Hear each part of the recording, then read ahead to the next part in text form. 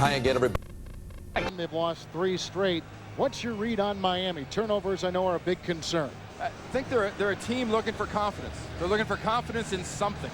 Ricky Williams is a guy that can run the ball. They have to have confidence he can do that. But number one, the defense has to know the offense will not turn the ball over. And they've done that in spades all year. Matt Stover will kick off. J.R. Jenkins was let go this week. He had been doing some kickoff work.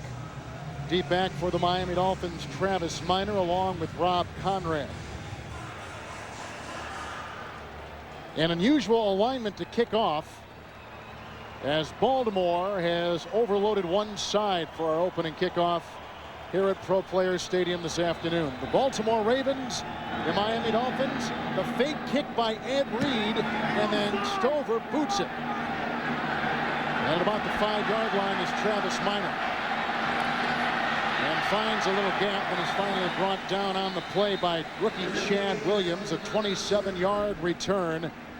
And we'll get our first look at 5th-year Rutgers quarterback Ray Lucas. A flag was thrown on the field back at the 41-yard line. Well, through all that was going on, it's a pretty good chance you had somebody jumping off That's side. what I was thinking. Walt Coleman is our referee today here in Miami. Offside, 47 on the kicking team. Penalties decline. First down. 47 is Will Demps, who's a rookie. So Miami is out there with their quarterback Ray Lucas with the bad back today. Struggling as a starting quarterback and protected by this offensive line of Dixon Nails, Ruddy Perry, and Todd Wade. This offensive team, Kevin, has got to feed Ricky Williams till he almost passes out. From the 32-yard line, it's a fake to Williams, who offers a block on Boulware and a pass over the outstretched arms of rookie tight end Randy McMichael. It'll be 2nd and 10. The offensive line of Dixon Nails, Ruddy Perry, and Wade. That's what sets up the run for Ricky Williams and can protect Ray Lucas. Williams with Conrad in the backfield. Good-looking rookie Chambers with McKnight and McMichael. Somehow, Kevin, they've got to find a way to get the ball down the field to Chris Chambers. Down the field is 30 yards plus. 2nd down and 10 from the 32. Fiedler to Ricky Williams. Ray Lewis was in the vicinity after a gain of 5. Initial hit made by Cornell Brown up to the 37-yard line. Now Baltimore's defense, which comes in number 17, Weaver, Gregg, and Thomas. 34 look, Brown, Hartwell, Ray Lewis, and Peter Boulware. With the secondary, the corners Porter and Baxter, Reed and Demps are the safeties. Very young secondary. It's a defense, don't be fooled by the stats. This defense is about results and turnovers. 16 interceptions this year. From the 37, 3rd down and 5. Dumping out on the flat, caught by Ricky Williams, has to get to the 42, brought down by Ray Lewis, a gain of 2 on the play, and he's short by a handful of yards, and 3 and out for Miami. They've got a punt. Ray Lewis does the job. And Dave Wanstead just sort of checked out Ray Lewis. Ran that little screen pass there, a little flip out to Ricky to see how that Lewis would handle it, and boy did he handle it well. Might be playing with only really about an arm and a half. But his arm and a half is plenty to bring down the former Texas running back. One arm tied behind your back, and he's still that good. Mark Royals will punt. Lamont Brightful is deep back. This one sailing to the side. And Trent Gamble watches it bounce over his head at about the 20-yard line and out of bounds. Now to the Baltimore offense, the number 29th ranked offense in the NFL with this line: Ogden, Hulitalo, Flynn, Anderson, and Brooks. Watch the left side led by Jonathan Ogden. They are the highlight of, I think, this whole offense. Lewis and Ricard with Taylor and Hunter as the receivers, and Todd Heap is the good-looking second-year tight end. As nice as it is to have a Taylor and to have a Heap, Jamal Lewis is back to the form that put this team in a Super Bowl 2 years ago. Here comes Jeff Blake, a former Pro Bowl quarterback with Cincinnati. He's outside the 20, and he's got it 1st down and 10.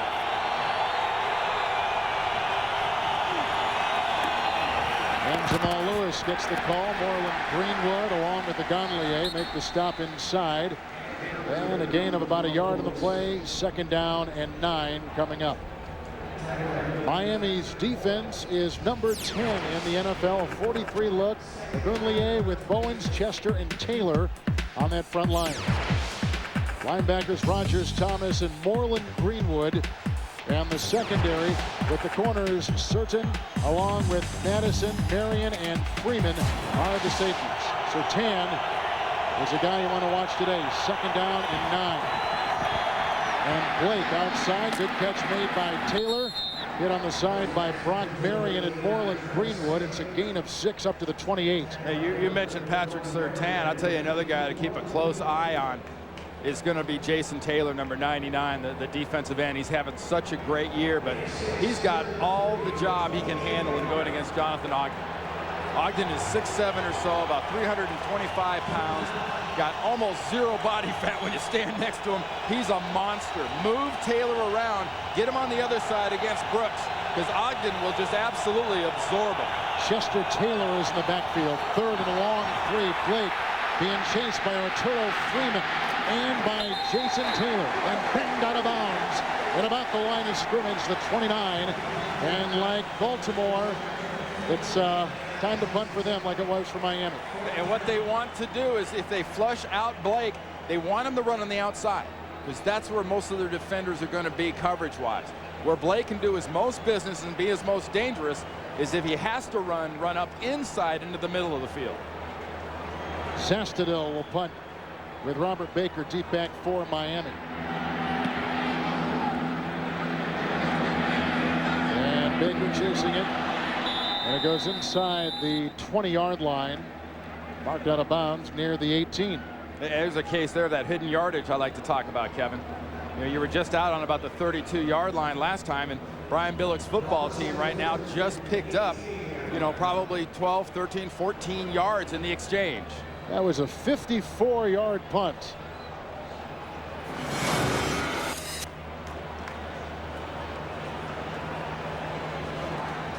Each team has had the ball once. Each team has gone 3 and out. Second possession for quarterback Ray Lucas and Miami at the 18. They got McKnight in motion. And Ricky Williams with a nice block by Todd Wade, hit by Cornell Brown. A flag is down after a gain of 2, and he's out near the 20-yard line. Dolphins have lost 3 straight coming in. Baltimore 4-5 after their 0-2 start. Dave Wannstedt knows the importance of this game. Buffalo is lost. New England plays tonight. And the Jets are playing right now. Holding, 71. Offense, half the distance to the goal. Still 1st down. And Kevin, Dave Wannstedt also knows if there's one distinct problem to go with the turnovers, it's been the penalties. And you can't say the AFC East isn't wide open. I mean, you've got a great potential here to have a 4-way tie at 5-5 when this day is done. And that doesn't tell you there's a bunch of bad teams per se, but tells you a bunch of teams that are lacking confidence. With the penalty back to the 9, 1st and 19. Ricky Williams with the Conrad block, but it produces nothing. Ed Hartwell is out there. He is the leading tackler in the absence of Ray Lewis. And a gain of a yard. It'll be 2nd down and 18. And here is what the AFC North looks like. Baltimore just a game and a half out of first. The funny thing to me is, you know, Baltimore beginning of the year, all the terms about, you know, it's cap hell and they're rebuilding and it's this and it's that. And Brian Billick has to be smiling. I mean, Art Modell's entire organization, because they definitely are rebuilding. Lots of youth on the defense, huge amounts of youth, but right now they're winning ball games. It's a game and a half out going into today, and that Tennessee-Pittsburgh game just ended. 2nd down and 18. Lucas outside, caught by Ricky Williams, and brought down with Ray Lewis and Peter Boulware allowing only a gain of 2. So with Pittsburgh's loss and the loss of their quarterback Tommy Maddox, Baltimore is just that much closer now, and a win today would be huge for them. And having Ray Lewis back on this team, back on the field for this entire defense does huge amounts, because for all the great stories you remember about the Baltimore defense from that Super Bowl year 2 years ago, there's Ray Lewis and there's basically Peter Boulware on the field right now for this football team. Otherwise, it's nothing but a bunch of Utes. Robert Edwards in the backfield, 3rd down and 16. They dump it off, and Edwards drops the ball. at the 9. And so Miami again is 3 and out for a second consecutive time. And one thing you are not going to do to this Baltimore defense, especially now that Ray Lewis is back, is beat him with cute. You're not going to beat him with change of pace. You're not going to beat him by fooling him. Ray Lewis is a great student of the game, as is, you know, Peter Boulware and other members of this defense. You got to be more physical than Baltimore, stand toe to toe, and slug it out with them. Royals to punt for a second time. Lamont Brightful is inside the 50, inside Miami territory. A breeze in the face of Royals. Hanging punt, Brightful to the side. He keeps it out of his hands. Brightful had a punt return touchdown last week, 95 yards against Cincinnati. They want to keep it out of his hands if you're Mark Royals. Back to Miami. It is scoreless. A couple of notes about Jeff Blake of the Ravens. He's about to take the snap right now, quarterback. First of all, he told us yesterday in our meetings that he saw something where he may run. He may have running opportunities. Look for that. Also, in this situation, he throws the best long ball in the game. Look for it. Excellent arm, you're right. Second possession. He's at the 49 of Miami after the Dolphins' second consecutive punt. 1st and 10, a block by Lewis. And Blake hit and brought down. Patrick Surtain. That is the second sack. Well, Baltimore picked up 23 yards in that hidden yardage I'm always talking about in that exchange. But there's the biggest example of the difference between Jeff Blake and the young quarterback Chris Redmond. Jeff Blake's going to hold the ball, waiting to see something happen down the field. A young quarterback like Chris Redmond, who doesn't really have the experience, he's getting that thing out of there a lot faster. Second down, 16 at the 45. A loss of 6 on that sack. Blake hit again, and Gurley got it. Flag is thrown. The ball is down at the 35-yard line. And Agunlier is the one to knock it away off the defensive line for Miami. It's a penalty, though, against the Dolphins. Looked like Blake was chopped right in the face, down, kind of raked down through the face onto the arms there. That's what made him drop that ball. Randy, talk about the value of field position today for both these teams. Well, it's huge. You've already seen the exchange and the yards that Baltimore picked up, but if I'm Dave Wanstead right here, I'm absolutely obsessed with the fact that I'm getting these penalties. Personal foul, hit to the quarter on the defense.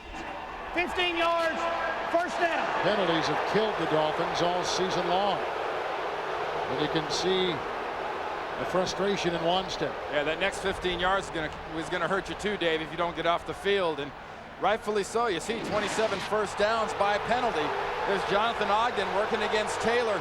Watch the blow to Blake's head right there. That's just it's an incidental thing. The left hand into the side of the head, drops the ball. Anytime a ref sees that head hit, though, he's going to throw that flag. 1st and 10 handoff. And Lewis takes it by midfield to the Miami 46. It is a gain of 2, and he's a little bit slow to get up off the pile. And Larry Chester and Zach Thomas among the Miami defenders to stop him. Yeah, sort of like when you talk about Ricky Williams, try to wear him out. Brian Billick, though, as many shots as he likes to take down the field, I'd like to see him do the same thing with this guy, Jamal Lewis. Just pound him. Make this a short game. Second down long, 6 inside the 47. Moreland Greenwood is all over the running back, Jamal Lewis, with no room to roam. A loss of 2 on the play. He got out there in a hurry. And this is an excellent example of getting great field position, getting those extra 23 yards in that hidden yardage and not taking advantage of it right now because you're running this way. You're going this way. That's not your strength. Your strength is running left. If you're Baltimore, run left behind Ogden and Mulatalo. Rookie Chester Taylor is in the backfield, back to the 48. 3rd down and 8 for Baltimore. Blake moves up, throws, and it's dropped. It was intended for Taylor inside the 40 as Blake loops the ball over the oncoming defensive lineman, Jay Williams, number 91. Well, Blake does an excellent job of moving up. The offensive line buys him some extra time. These are the plays you just flat have to make. I mean, there's no excuse. Taylor's got that ball in his hands. You have got to catch those balls. Zestadil to punt for a second time. His first one sailed 24 yards. And Dedrick Ward is deep back for Miami. James Trapp around the ball. And they'll down it at about the 12-yard line. 37-yard punt. And a timeout in 2 consecutive 3-and-outs. They're at their 12, where they've got it first down and 10. Ray Lucas for the injured Jay Fiedler. The handoff to Ricky Williams. And submarines out to about the 16-yard line. You're impressed very much with the rookie tight end. But the Ravens defense has been interesting so far. Well, it's been all about Ricky Williams. You know, Miami's trying to pound him. They're trying to get him the ball, but it's been Ray Lewis in one direction, Ed Hartwell in the other. And then all of the defenses seem to converging on Ricky. So there's no real mystery to what they're trying to do. They're trying to feed Ricky, and Baltimore's stuffing him. Second down and 6 at the 16. Lucas. And deep down the middle he got Randy McMichael. Look at him rumble inside the 40-yard line. A 45-yard gain, a good strike by Lucas, and McMichael is a kid, as I was about to say before, a kid you really admire. I really do. I love what this young kid can do because he's so fast. I think he's a student of the game, but more importantly, this is a tough football player. He had a bone sticking out of his finger, has him just tape it back up, plays the rest of the half in Green Bay. He has a torn plantar fascia. The bottom of his foot is torn. He's wearing an orthotic, and he can run like that. Amazing. 39-yard line, first down and 10. Career-long 45-yard gain. Ricky Williams around it. Jamie Nails' block is tripped up and taken down. Peter Boulware was out there. It's a gain of about 7 yards to the 32. Watch the crease that opens up on the left side of this defense. You get a hook on Will Demps by Jamie Nails. That opens the whole thing up. It's a nice job of coming in and getting Ricky off his feet, because if you hit him high, he's going to slough you off. Gary Baxter with the hit. Second down and 3 at the 32. Lucas fires it again to the side. That's Chris Chambers, a second-year receiver out of Wisconsin. And he takes the ball to the 11-yard line, a gain of 18 yards. Well, right offhand, Kevin, would you have any questions right about now as to the value of a good young tight end? The value of having an offensive coordinator like Norv Turner upstairs who can make the big plays? And Ray Lucas started out so miserably in his first game, did all right in his second game, a little better in the next game, and he's a work in progress. He's never going to be a great quarterback. He just needs to be efficient. It is a first down. Miami at the Baltimore 14. End around. Great hurdling move. Not a whole lot of room for James McKnight, a gain of 2. They'll bring up second down and 8 on the stop, Ed Hartwell. This defense was fooled on that reverse. They were dead fooled, and they were out of this play. Watch the defense react this way, but watch the fill, not only there, but also here by Ed Reed. Watch Ed Reed make up for this, everybody being fooled. How do you make up? You aggressively come up the field and force the run. Second down and 8 at the 12. Ricky Williams. Tackled by Ray Lewis inside the 5. It's a gain of 7. Kimo Miatu was there with a stop. Ricky got a face full of Ravens there. I mean, they're feeding Ricky. They're taking advantage of Ricky, but Ray Lewis gets initially blocked, spins out of the block, and just does an excellent job of fighting right through Ricky Williams, but he does get in his face. Now third down and 1 inside the 5. That's a great example of young defensive players out there. Just because you get blocked doesn't mean you have to stay. And Lucas takes it himself on the quarterback sneak and picks up the first down. Boulware on top of the pile. First and goal, Miami. On a drive that began back at the Miami 12-yard line. If you're sitting at home and you're saying, man, this crowd in Miami sounds a little quiet. I don't think they're quiet as much as they're kind of skeptical. And they're taking very much a show-me stance right here in Miami. They want to see what Ray Lucas can do. Can you lead our team right now to a touchdown? Dion Dyer is coming back in the game. And a great spin move by Ricky Williams. A 2-yard touchdown run. And he faked out Ed Reed, who was in the backfield, ready to make the tackle. He faked Ed Reed right out of his shoes. Ed Reed will come from the left side of your screen. He'll be the blur. He was on the reverse. Ricky Williams takes advantage of an aggressive rookie move and gives him a little veteran Heisman spin. 7th touchdown run this season for Ricky Williams. Lindemanne's extra point is in. That is Miami's 2nd rushing touchdowns in a little more than 4 games. They needed that in a big way. Ricky Williams with the 2-yard touchdown run. Randy McMichael, 34-yard reception on that drive was key. And the kickoff by Lindemanne. And Brightful at the 11-yard line for Baltimore. Nice block by Jones. And Brightful with a 17-yard return. Let's see what Baltimore can do with the ball so far. 8 plays, -7 yards. Wow. Start at their own 28, 1st down and 10. Hey, if you're Miami, you think this Baltimore team's going to flinch when you start well, you better find another team. This young team does not flinch. Hand off Jamal Lewis.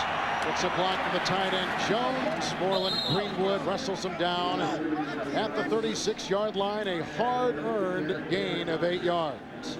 Let's go to New York and Jim Nance. All right, Kevin, the Lions have won 3 straight home games. Early in this one, Harrington intercepted in the end zone. At the other end, it's Pennington to Moss to give the Jets a 7-0 first quarter lead. Let's go back to Kevin and Randy. Thank you, Jim. Moss has been hot of late, whether returning punts or catching touchdowns. 4 and 5, the Jets come into this afternoon. 2nd down and 2 from the 36. Lewis again with a little dance step. And he's drilled by an avalanche of Miami players. Ball jarred free, but they mark it down at the 39, which should be good for a 1st down. Yeah, you have admired this week in getting prepped for the Baltimore Ravens, their resiliency for being such a young team. Right, and it's funny because Brian Billick says, well, he says a lot.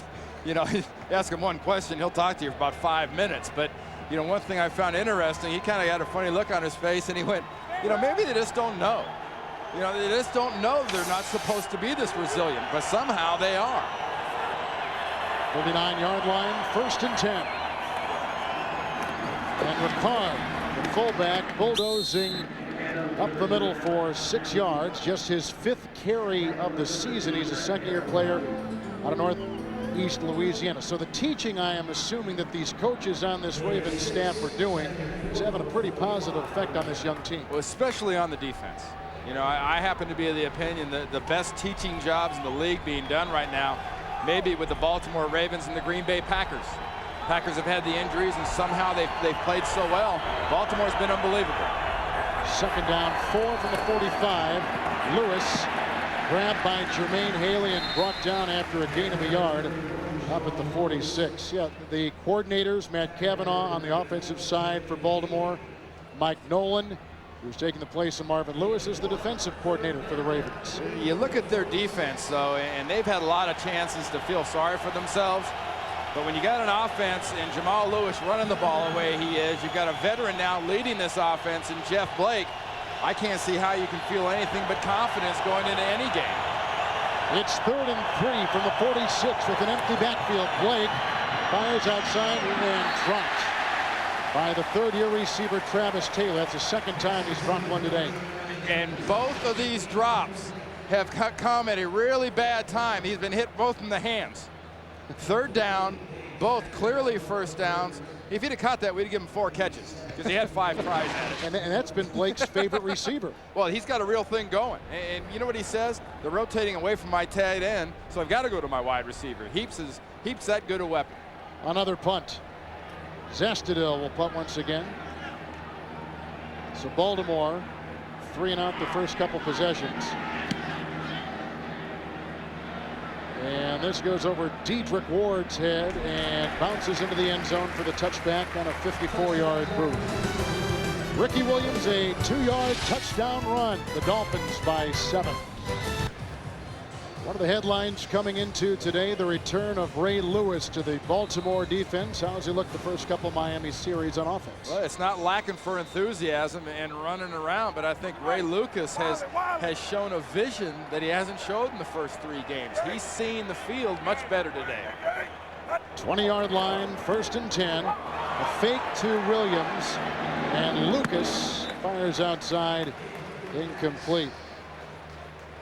So we got a good matchup with Ray Lewis against Ray Lucas. And as much grief as Ray Lucas has taken so far in the last month or so, and you know, rightfully so, he played miserably initially at quarterback for this football team.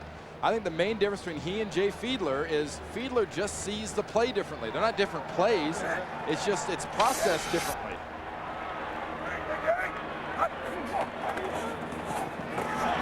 Second down and 10.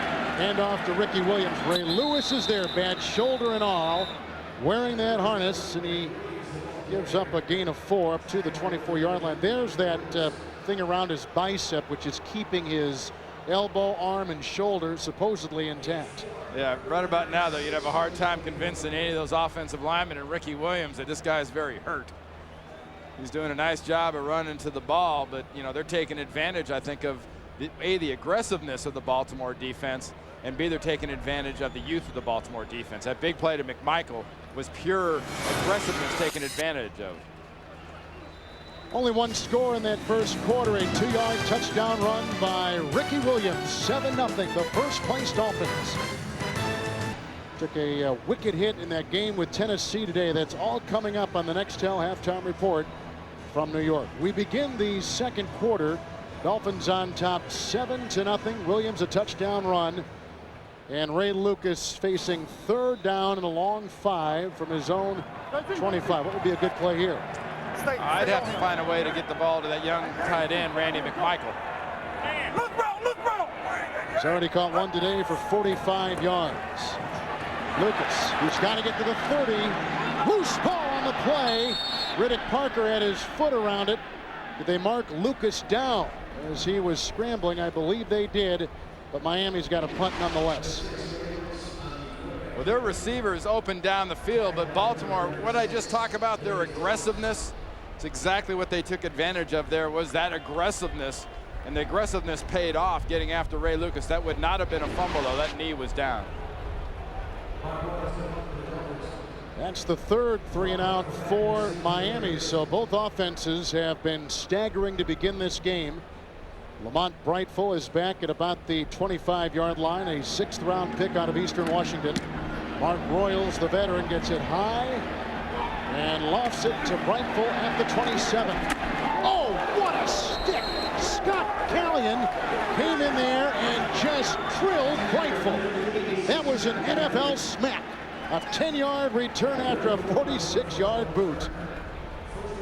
You not only heard it up here, you felt it up here. And a flag and a penalty against Miami. You liked that, didn't you? Oh, when you hear those. And eligible downfield prior to the kick. Number 28 of the kicking team. That penalty's declined. First down. Plus, it was a legal hit, and I think anytime you get a big hit, which is legal, it's something to take note of. Gene Washington back in New York loves those kind of hits. No fines there. NFL hit sounds like.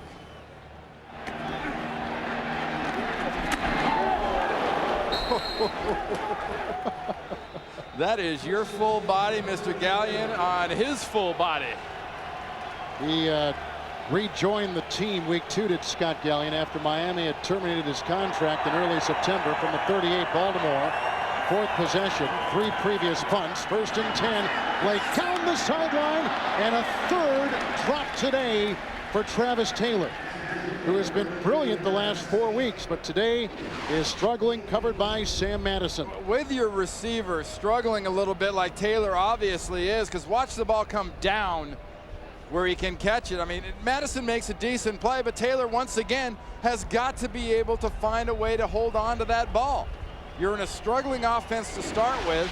My next question is, where is the tight end, Todd Heap?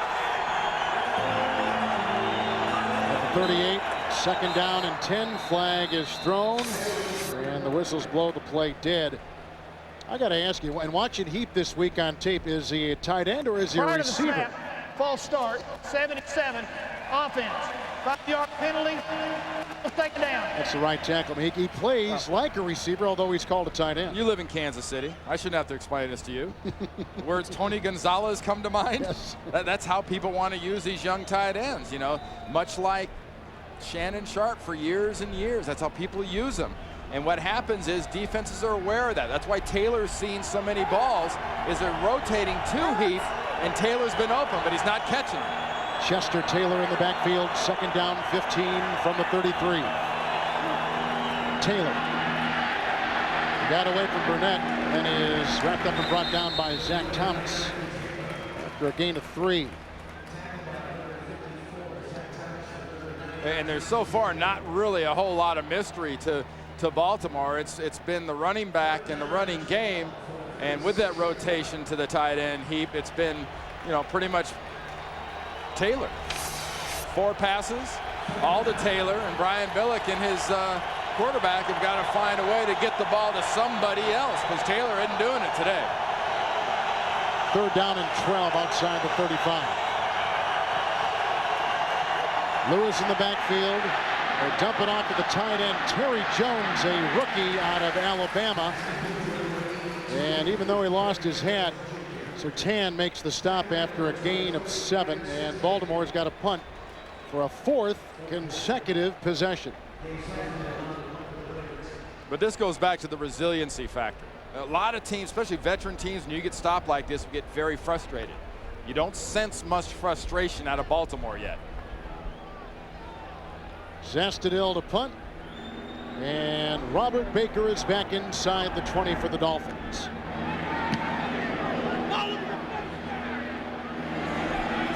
Baker at the 10. Oh, great block by Arturo Freeman.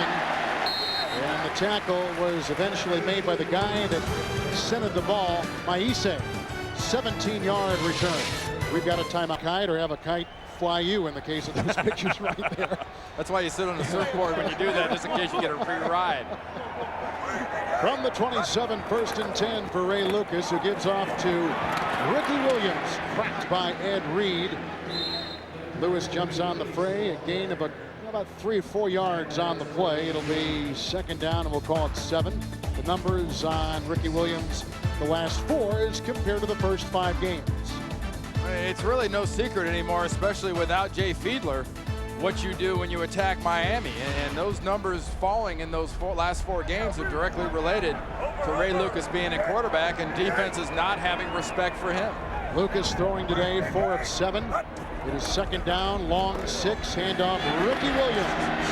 Nice block by Conrad and also by Todd Perry. Finally, Kelly Gregg brings him down close to a first down, a gain of about 4 yards. How important today in particular is the Miami offensive line? Well, very important, and normally very, very good. You don't have to look further for probably the biggest Mutt and Jeff example in the NFL. Look at left tackle Mark Dixon right there. Number 63 next to Jamie Nails. But look at those 2 bodies. Who do you think should be the tackle? The great big Nails or the shorter Dixon? What's up? Third down and 1 from the 36. Blocked by Ricky Williams. Time for Lucas. Fires the pass incomplete. They had Cornell Brown on Rob Conrad, who is pleading his case across the way. No yellows on the field. Incomplete. And Will Demps right there was the one pressuring Ray Lucas. And the 4th 3-and-out for Miami. Log on to NFL.com.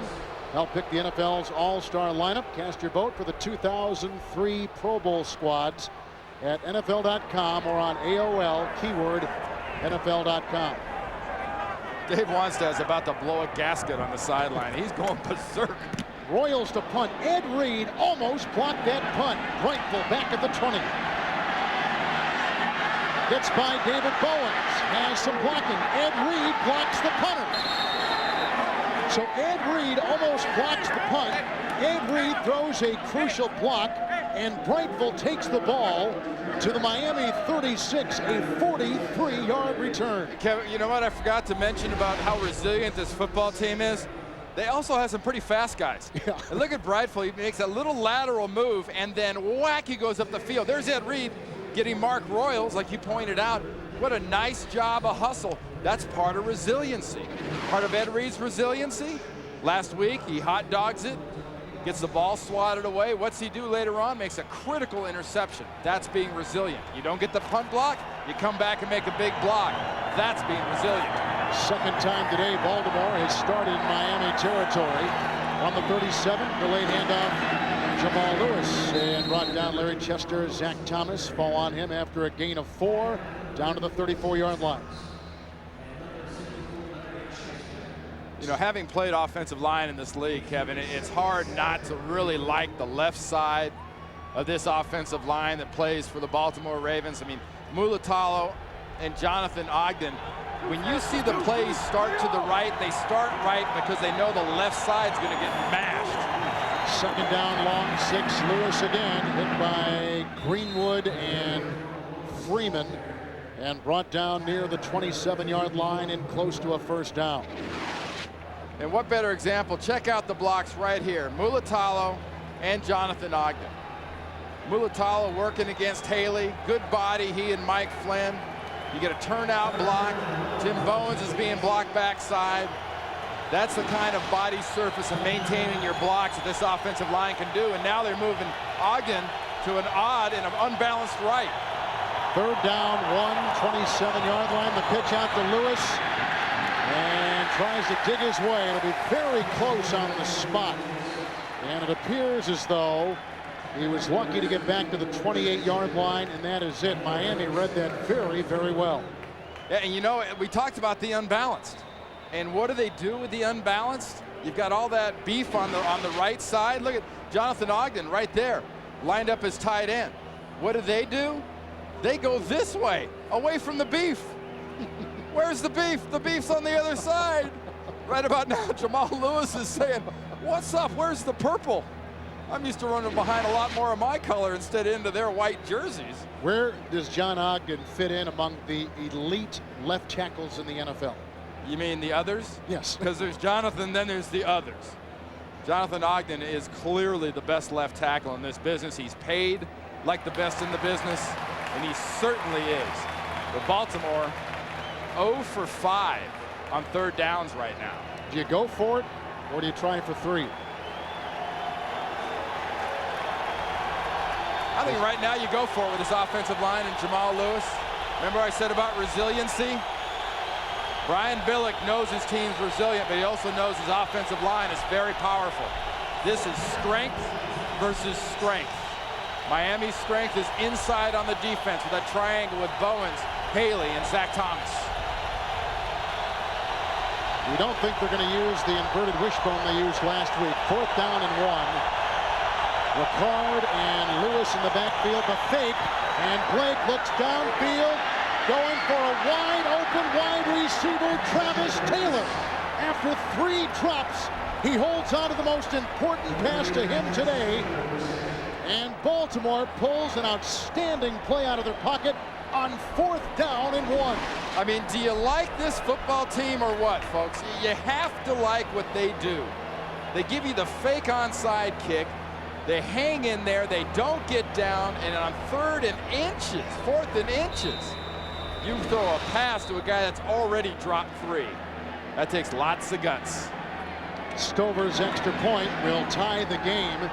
A 28-yard touchdown pass to Travis Taylor, who's from the state of Florida, played for the Gators and is from... Talk about digging down deep and having some true guts calling a play. He and Brian Billick pulled one from down deep for that touchdown to Travis Taylor. On 4th and 1, Stover's line drive kickoff.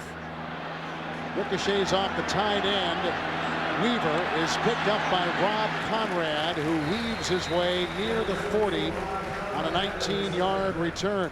Jed Weaver didn't know what hit him. Now here's what happened. Here's Sam Madison. Here's Travis Taylor. Watch what these two guys do. Watch Madison bite on the inside action. He thinks it's a handoff. Now you need the Roadrunner sound effects. Meet me, see ya, I'm gone. Travis Taylor missed a few, but caught the important. And on 4th and 1, well, just absolutely terrific. 1st and 10 from the 39. Ray Lucas fires a pass to the sideline, which is hauled in by receiver Chris Chambers. He is to the Baltimore 46 on a gain of 15, working on Baxter. You know, if you had to say one thing that bringing Chris Carter here has really emphasized, I think, for this football team, it's things like this for Chris Chambers. Look at the way this guy catches the ball around the perimeters. See him drag his feet, bring in the ball. I mean, that's something. Chris Carter is better than anyone has ever been in this game at catching the ball around the perimeters, and a lot of that seems to have rubbed off on the young receiver Chambers. 46 of Baltimore, 1st and 10 for Miami. Play action by Lucas. Again, downfield he goes to the tight end, Jed Weaver. And Weaver diving to the 21-yard line, a 25-yard pickup, and Lucas looks very sharp going downfield continually today. And one thing we've seen from both offenses today are the other tight end. You go into the game, you're not worried about Jed Weaver down the field hurting you. You're worried about Randy McMichael. And Lucas puts Randy McMichael on the other side of the field, runs him up the field, runs the receivers up the field, and drags from the far side his tight end underneath. That's the 2nd reception of the season for Weaver. It is a 1st down at the 21. The sprinting Lucas, Ricky Williams. Ed Reed with the tackle. Slips him out of bounds near the 15-yard line. They'll spot him inside the 14 with a gain of 7.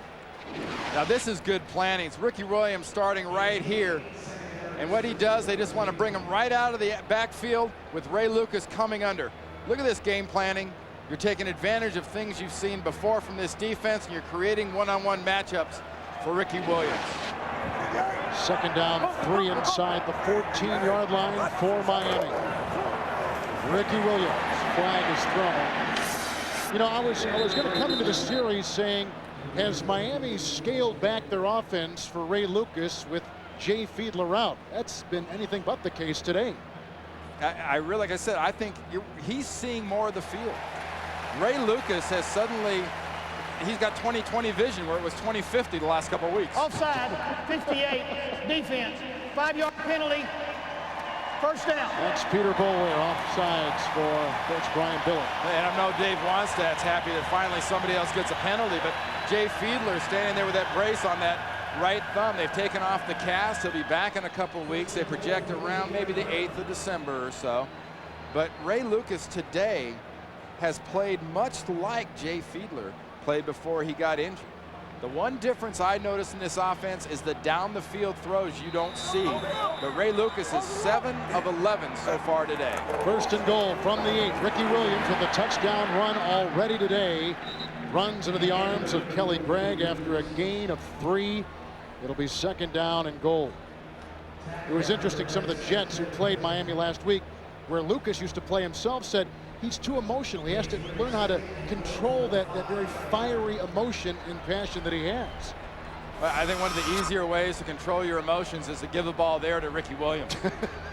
Yeah, that'll take a lot of the fire out of you if you're turning around, handing it off, not having to worry about reading the defense. 2nd and goal at the 5. Williams in the backfield. And Ricky gets the call. Nice block ahead by Todd Perry and center Tim Ruddy.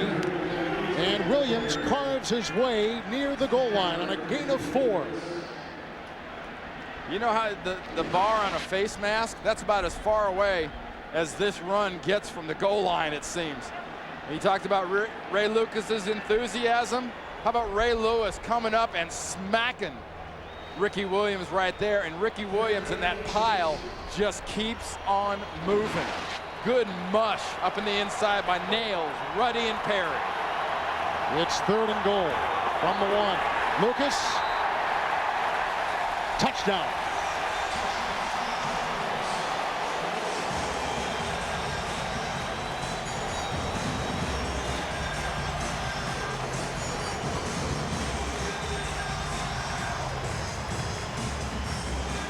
Well, Brian Billick's guys don't have a market on resiliency. Watch Ray Lucas just follow Jamie Nails his left guard, and Tim Ruddy his center. When you've only got to go a foot and you got 700 pounds or so in front of you, you can probably work that out. A pretty big swath that line can cut. Monte's extra point. Second running touchdown this season by Ray Lucas, who looks comfortable and under control today. And the Dolphins reclaim the lead. Good Lucas drive, orchestrating a 3-of-3 passing display using 3 different receivers, and the Miami quarterback runs it in himself from a yard away. Dolphins back on top. Lamont Rifle inside the 5 for the Baltimore Ravens. Good block by Thomas. Olindo Monte trips him up near the 40-yard line. Adalis Thomas, and that is his name now. He has changed it to Adalis. Made the block, and Brightful got a 34-yard return for the Ravens.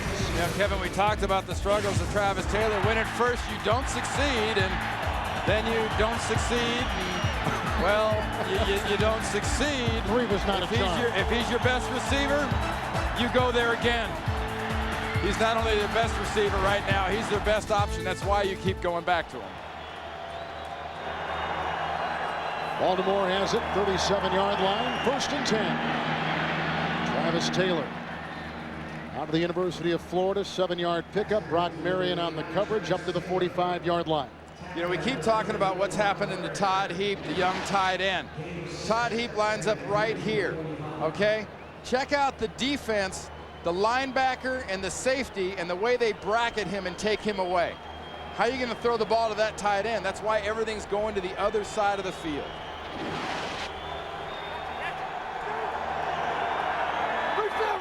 Couple tight ends in the game now. 2nd down, 3 from the 45.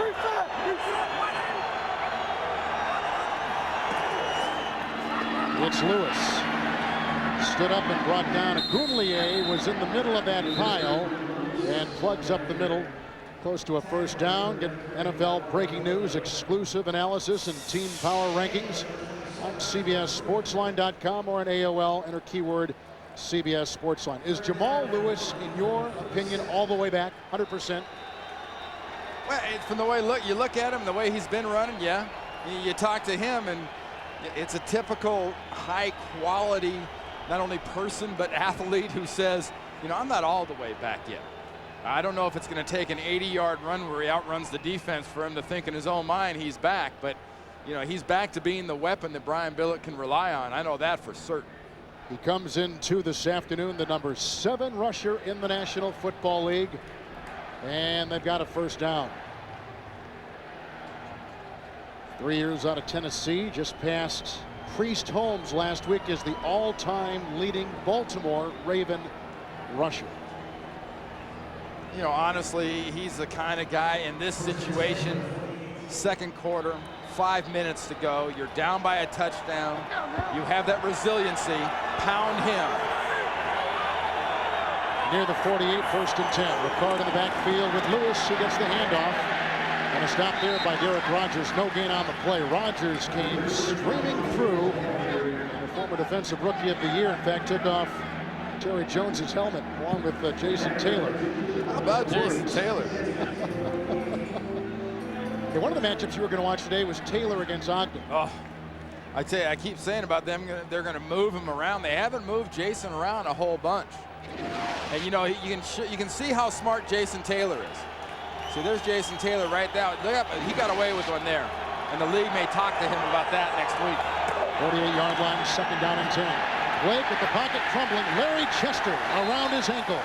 And the 4th sack today on Baltimore quarterback Jeff Blake, and for Chester, his 2nd of the season. And you notice where you're getting Jason Taylor from. You're getting Jason Taylor from the left side of the defense.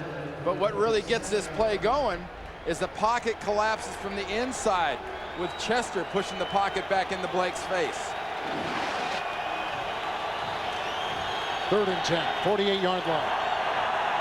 0 of 5 today on 3rd downs. Blake, here comes Taylor. And the pass incomplete. Blake just got it away. Was he in the grass? It didn't matter. They got a punt nonetheless. Yeah, why not put Jason Taylor down against Ethan Brooks? That way you avoid having him go against Jonathan Ogden. He's made 2 big plays in this drive, going from that left side of the defense, the right side of the Baltimore Ravens, and getting the heck away from Jonathan Ogden. Zastudil, the rookie punter, will send it to Dedrick Ward inside the 15-yard line.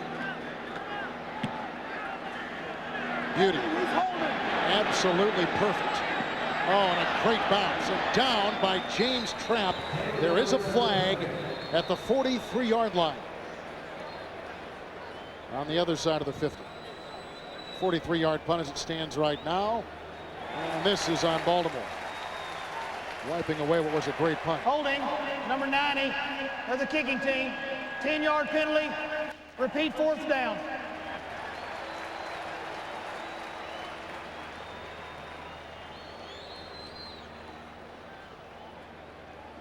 Look at Brian Billick, who has had to tangle with some incredibly difficult cap situations. I think they've handled it well. Like we said, I mean, it's really brought out, I think, the teacher in Brian and his coordinators. We talked about Kavanaugh and Mike Nolan. His entire football staff has done a wonderful job of teaching. And that's why in these circumstances, when you have a Cornell Brown make the mistake like that, it puts the whole defense waiting on the sideline, maybe in a bigger hole. You just had a wonderful punt inside the 10-yard line. The defense was fired up about that. Now your punter's kicking from about the 27-yard line by the time he two-steps it. Zastudil will go back. The wind is in his face, and Dedrick Ward for Miami is back inside his 20.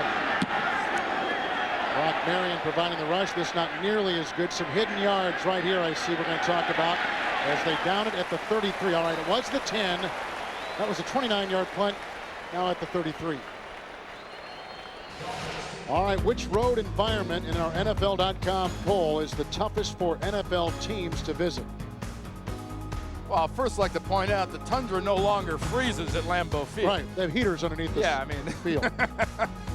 For me, I think the toughest place to play is Denver, which made what the Oakland Raiders did last Monday night even more remarkable, to go into that stadium with that crowd and do what they did 34-10. But you've got a 24-yard difference there. 24 yards of that hidden yardage we talk about. Good point, 33-yard line.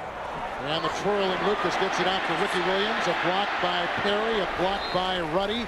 And he's up to the 41, picking up about 8 yards on the play as Adalius Thomas made an interception last week against Cincinnati, returned it for a touchdown. Makes the stop. It was Adalius last week. It's Adalius. Well, you score a touchdown, your name changes. But that was a great job right there of rushing the quarterback and then peeling back and getting Ricky Williams, as he'd have had another 5 yards at least. Second down, 2 from the 41. Pitch out to Williams, a block by Conrad, a good one it is. And the tackle made by Boulware after a gain of a couple and a first down to the 44. I really like what this offensive line is doing. Remember I said earlier about being extremely physical, and if you're going to be physical as an O-line, it's also nice to have a fullback like Rob Conrad back there to nail people. Between he and Deion Dyer, Ricky Williams has nothing to complain about lead block wise. Nor does Jamal Lewis with Gash and Ricard. 44-yard line, a fake to Williams. 1st and 10. Here comes Lucas. He gets away from Thomas. Chased by Weaver and finally brought down by Bernardo Harris. A gain of about a yard, maybe a yard and a half for the scrambling Lucas. He breaks the 2-minute warning for Miami on top. Kevin Harlan alongside Randy Cross. A lot of things going on in this game. Well, it's been what we really expected. It's field position, it's hidden yards. Games like this turn on penalties and late scores, like in this situation right here at the end of the first half. Don't forget those points when it comes late in the game. Baltimore with their linebacker Ray Lucas being looked at on the sideline, and that was a concern of Brian Billick's coming into this game. Well, Ray Lewis, it was a matter of, is he going to pull a muscle? Will he get cramps? It wasn't whether or not he's going to run around and hit people. He's done plenty of that. 2-minute warning, 2nd down, 8. Miami outside the 45. Ray Lucas. And it's caught nicely by James McKnight. Finally brought down by Ed Hartwell. Gain of 12. A Miami first down to the 42. Dolphins have 3 timeouts. Baltimore with 3 timeouts. And coming up on the next Till Halftime Report, Jim, Dion, Dan, and Boomer will have updates on the condition of Pittsburgh quarterback Tommy Maddox. And they'll also update Donovan McNabb's fractured ankle in the game today against Arizona. Next Till Halftime. Next from New York, outside the 42, 1st and 10. Lucas guns a pass, caught by the tight end Randy McMichael, brought down by Ray Lewis. It's a gain of 5 to about the 36. You're just talking about the next Till Halftime Report. I want to hear what Dan Marino has to say about Ray Lucas, because this is Lucas's best ball game as a quarterback for the Dolphins. Right. Very good. I didn't think you could resist that. Well, you're egging me on. Second down and 5. 37-yard line. Ray Lucas, 10 of 14, Kevin.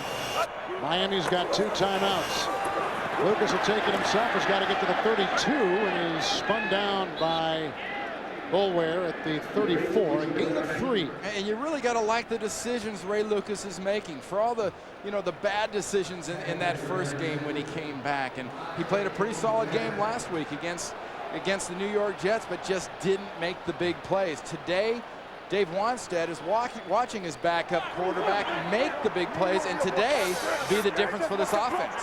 3rd down and 2 at the 34.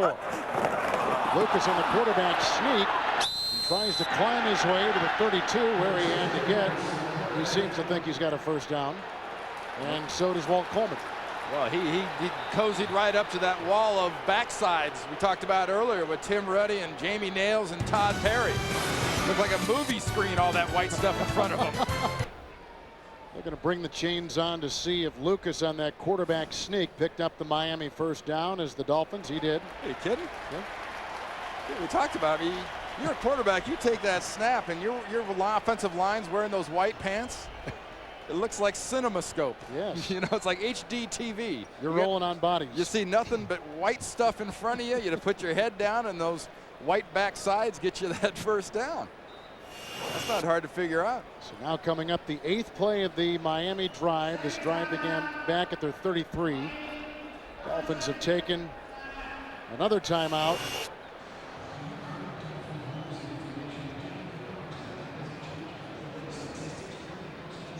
And Kevin, we mentioned earlier about them scoring points at the end of the second half, and they're setting themselves up right now. They're in Omari field goal range. Monday on CBS, an all-new night of America's Best Television. The King of Queens, yes dear, Everybody Loves Raymond, still standing. CSI Miami and The Late Show with David Letterman. Monday here on CBS, America's most watched network. The Dolphins took over at their own 33. And now they're at the 32 of Baltimore. They've got 1 timeout left. This promo for CSI Miami. Right now, Ray Lucas is doing a little end-of-the-half dissection himself. He's hit 6 consecutive passes. Lucas from the gun. This snap from Tim Ruddy and the pass outside, whistling over the head of running back Ricky Williams. Well, give Peter Boulware a little love here. It was a nice job by Peter Boulware making that pass rush to disrupt that whole play action and everything else that Miami had going on. And Dave Wanstead knows. He looks at a Peter Boulware. I mean, he's got Rob Burnett, the other defensive end that stood on the other side from Peter Boulware, rushing on his defense. It's 2nd down and 10 outside the 32. Here comes Boulware. They dump it off to Ricky Williams. One block after another as he picks and pokes his way inside the Baltimore 25, picking up 8 yards, kind of tiptoeing through a minefield. He's too big to pick and poke. Little running backs pick and poke. All right, then he was strolling through a minefield. Well, I shouldn't say that. Franco Harris was a big back, and he kind of ran out of bounds a lot. But Ricky Williams was just navigating his way through the, I like that better. the intercoastal waterways by the sideline. 3rd down and 2 at the 24. And again, Lucas in the gun. And here comes Boulware again. And there goes Lucas to the safety of the sideline. Chambers was in the vicinity. And incomplete. Part of that decision-making process we talked about. A lot of quarterbacks would try to force something, why force something when you've got a guy like Olindamari standing on the sideline? You know, you've got a guy that can kick from about 50, 55 yards out. This is like a half sand wedge for Mare. 42 yards away. Mare this season is 12 of 16 and will try to extend the Miami lead. This is into the wind. And it is good. And the Dolphins have their biggest lead tonight. Not only good, it was about 15 feet up into that net. That would have been good from at least 52. Maybe 62. I don't know about that. Tonight on CBS, Little Falls to 5-5. And Kevin, we have to remember these points that were just scored towards the end of this first half here when we get to the second half. Points like this always rear up to kill you if you're a coach. Those points at the end of a half, especially a first half, can always come back and affect your game plan come the second half. So Miami with the lead. Baltimore comes in with Pittsburgh now going to 5-4-1. A Baltimore win today will put them at 5-5, and that's going to surprise about everybody because everybody picked the Ravens to finish in the cellar of the AFC North. We talk about that resilience. These guys are just having fun. And maybe they are too young. Maybe they don't know any better, but they are fun to watch. Come on up, man. There we go. Mare kicks off. Brightful inside the 5-yard line for Baltimore. A block by Ricard. Finally brought down by Sean Wooden. Plays a mean special teams for Miami. A 28-yard return. Hey, you want to talk about adjustments, and Baltimore's going to try to adjust going into the half to try to move themselves up to get within that half game of Pittsburgh. But, you know, Baltimore only has 4 first downs, Kevin, in the first half. And Brian Billick knows those four first downs have only gotten his team 68 yards. Wow. Adjustments are the key to this league when you go in at halftime. What kind of team comes out at the half? And the team that comes out for Baltimore has got to put more points and more yards out there. Blake will go to a knee. That'll take us to halftime, and that's the end of the first half. Miami 17-7. We'll send you to Jim Nantz in New York for the next till halftime report after these messages. 17-7. Miami gets on the board first. A 2-yard touchdown run by Ricky Williams. Then Baltimore on 4th down and 1 with this great fake and a 28-yard touchdown pass to Travis Taylor. On the next possession, Miami a 1-yard touchdown run by their quarterback Ray Lucas. And then just before half, this 42-yard boot into the wind puts Miami up by their largest margin today, 17-7.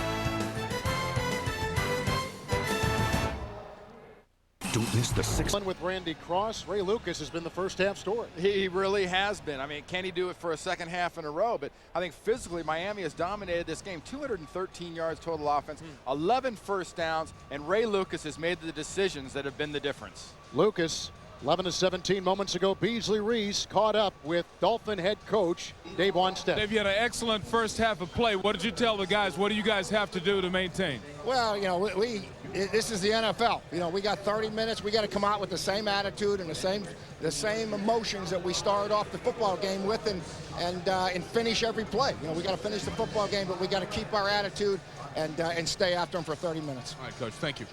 You might think out there that sounds like a football coach being a football coach, but that's reality. Things change not only week to week. It changes quarter to quarter and half to half. You're up by 10. You could lose this half by 28. Olindamari will kick off to begin our second half and gets a nice boot. Rightful will leave it in the end zone about 4 yards deep, and it'll be a touchback to the 20-yard line for Baltimore. Already today, the Buffalo Bills have lost in Kansas City. New England plays tonight, a 2-way tie as we speak atop the East. And you talked about, you know, how the divisions are different. Look at the records. You know, and besides Green Bay at 8-1, every single division that Dave Wanstead could look at in the morning at his newspapers is going to tell him it's wide open. I mean, the Niners have got a good lead out over the Rams and them out in the West. And by the way, there's no such thing as clinching too early. No. Green Bay found that out today. I mean, Baltimore would love to turn their offense around right now, but there's no such thing as clinching too early. Touchback to the 20. It's 1st and 10 for Blake.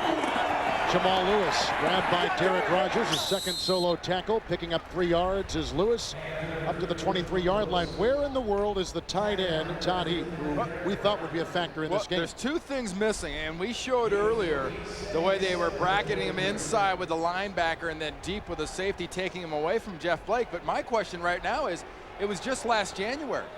How many yards did Baltimore run? Then you see Heap limping off the field.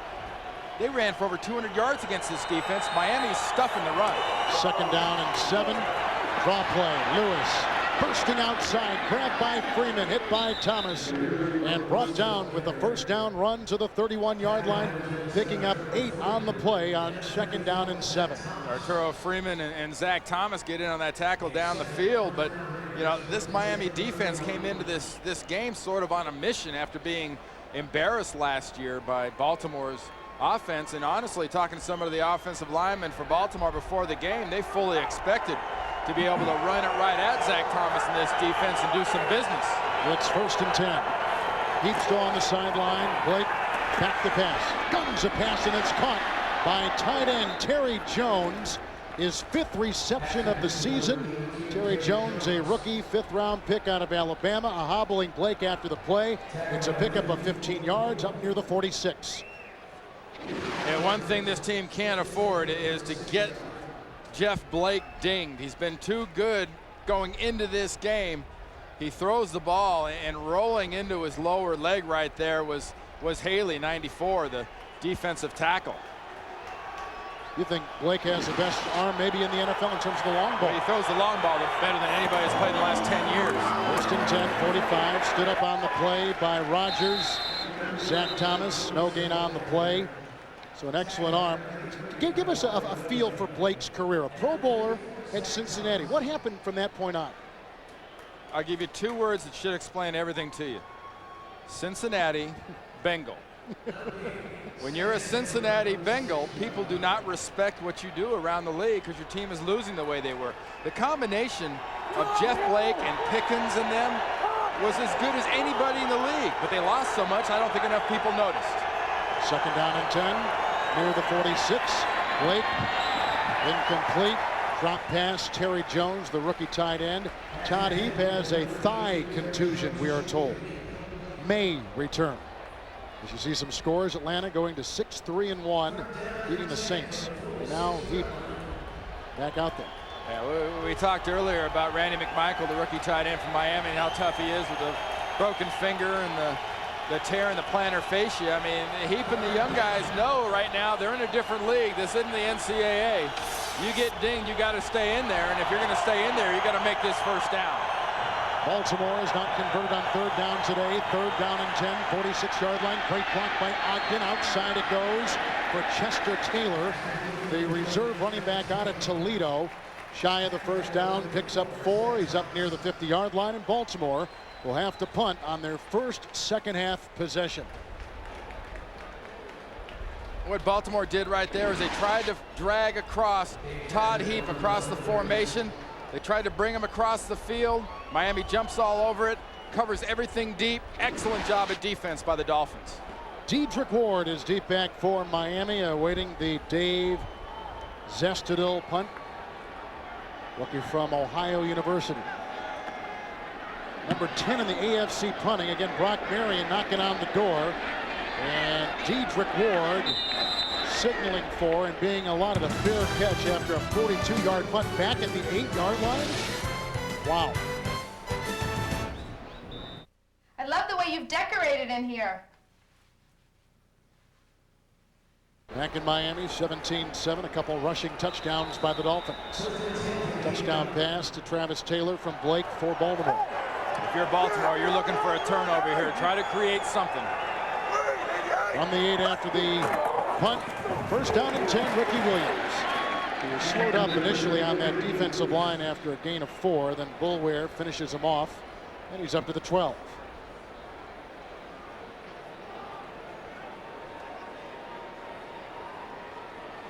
Ricky Williams today, 13 carries and 54 yards and a touchdown.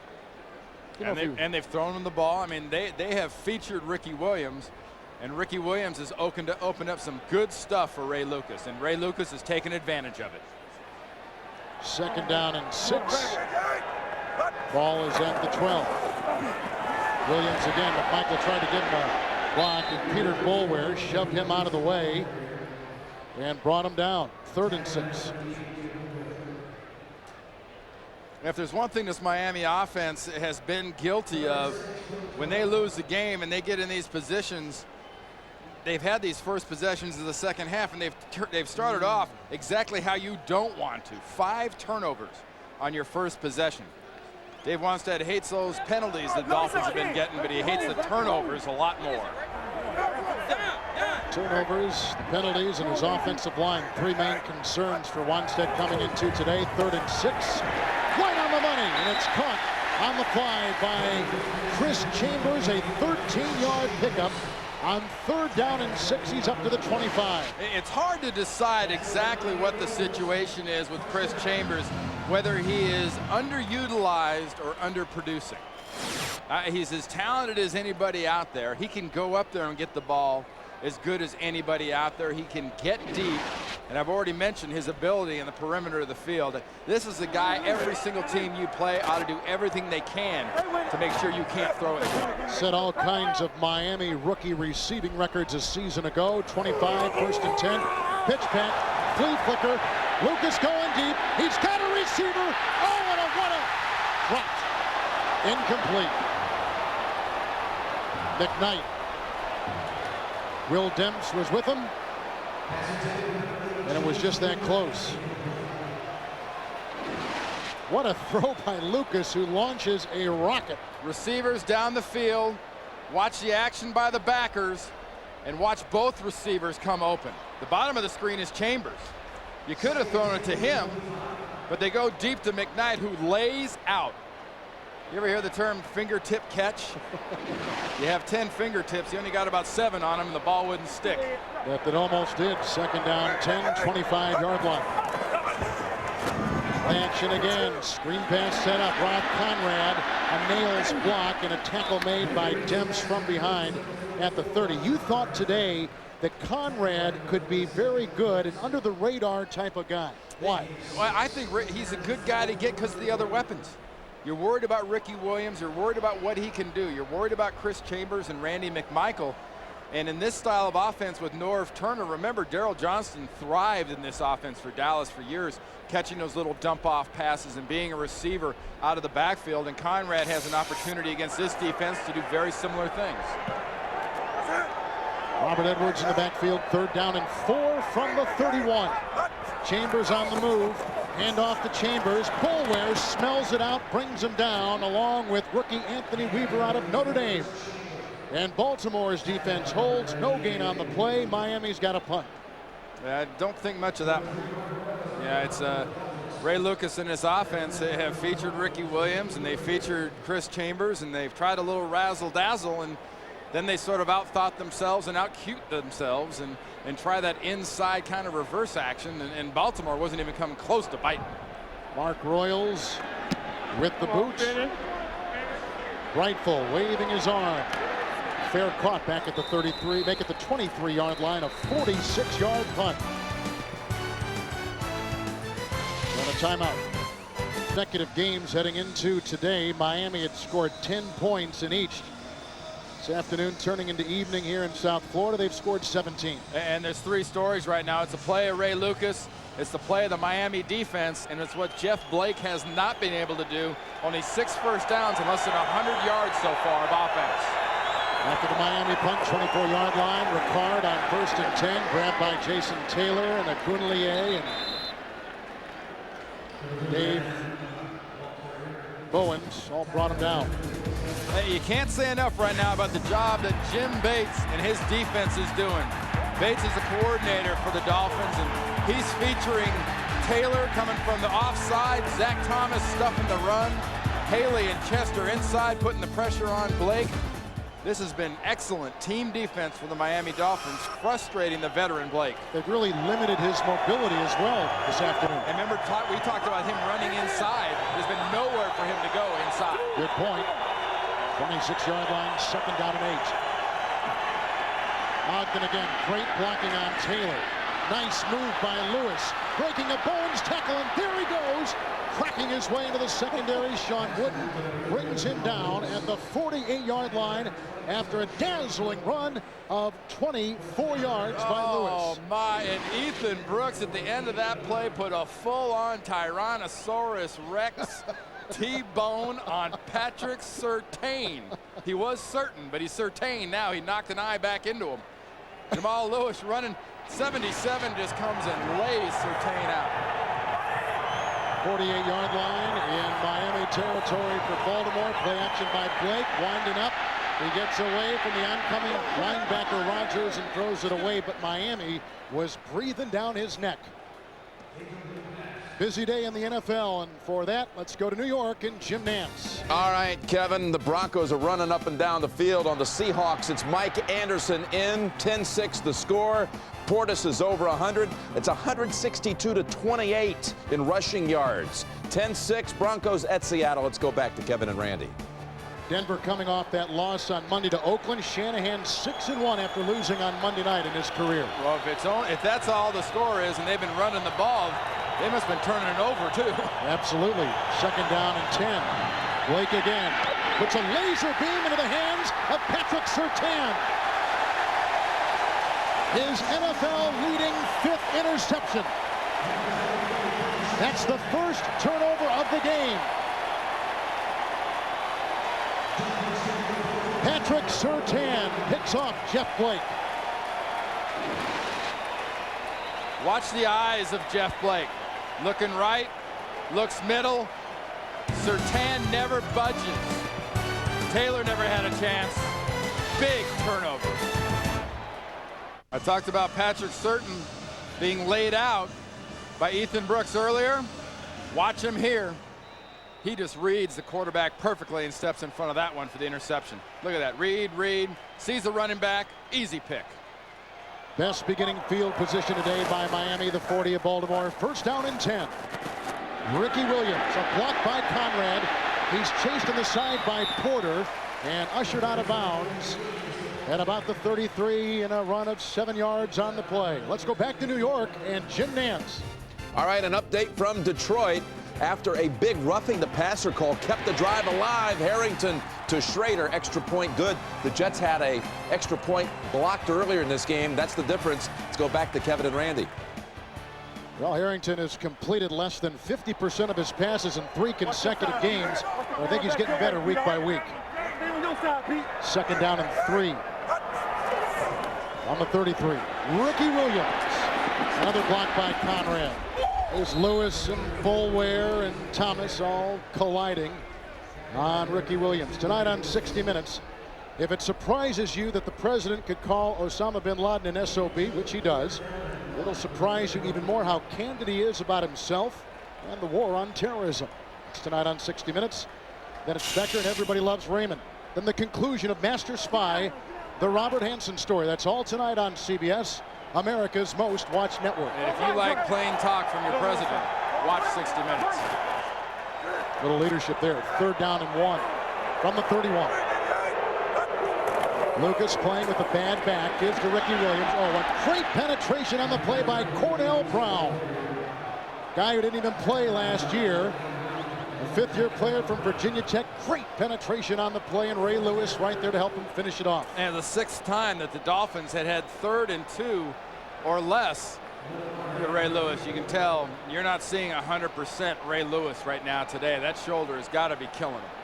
But what bravado, what heroism just to get out there and go through what must be an excruciating, painful experience. A 49-yard field goal into the wind, and it is good. Mare and the Dolphins cash in on the Surtain interception and build upon their lead. That's our score. Miami on top. A couple Mare field goals, 20-7. They're on top of Baltimore. 3 consecutive losses for the Dolphins coming into today, which has turned into tonight. Rifle is deep back inside the 5. The wind is shifting as the game goes on. has been somewhat of a factor so far. Brightful from the 2. Fumble on the play. It's loose. And I think Sam Gash smothers the ball for Baltimore. He did at the 26. 25-yard return. Tommy Hendricks may have jarred it free. Just came running through there on that coverage. Missed the runner. Got the arm and the ball on the way through. Here's Sam Gash digging that ball out of a hole. Now watch the right side of your screen. There's going to be a blur. 51. Tommy Hendricks is your blur to the right, knocking that ball out of Brightful's hands. Well, Wednesday on CBS, don't miss the sexiest night on television. Heidi Klum, Tyra Banks, and the world's top supermodels heat up the runway on the all-new Victoria's Secret fashion show. That's Wednesday at 9, 8 Central on CBS, which I guarantee you that night will be America's most watched network. How was it? Well, you were there, weren't you? I was a judge. Yeah, right. 27-yard line, 1st and 10. After throwing an interception the last time out, he's short with the first attempt to Todd Heap tonight. Can you believe that? The first attempt to the leading receiver for the Baltimore Ravens, incomplete. It'll be 2nd and 10. And the reason that was incomplete is because where you saw Jeff Blake end up.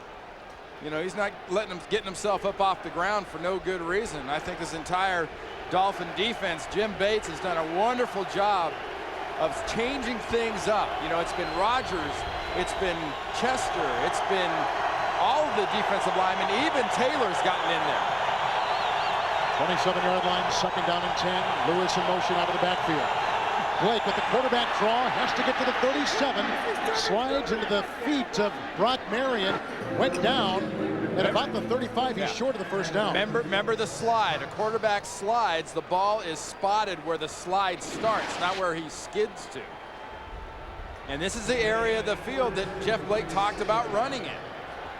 That the middle of the field was open. You saw that slide started right about the 35, and the ball's marked just past it. By the way, Jonathan Ogden is doing some kind of job on Jason Taylor. That's why you're seeing Jason Taylor on the other side against Brooks a lot. 3rd down, long one, outside the 35. Again, Ogden knocking on Taylor. And Blake goes across the middle, leaping catch, Travis Taylor. And brought down by Zach Thomas at the 43. It's a gain of 7 on the play. And you talked about it. This is all set up by Jonathan Ogden and this offensive line, giving Blake the time he hasn't had. Jonathan Ogden working up here at tackle, working against Jason Taylor. Look at that, sliding his feet, moving. I mean, he is about 60 pounds heavier than Jason Taylor, and as quick as Taylor is, he can't out-quick a guy that big. This is a clinic. That was the first 3rd down conversion today for Baltimore. A flea flicker as Lewis goes back to Blake.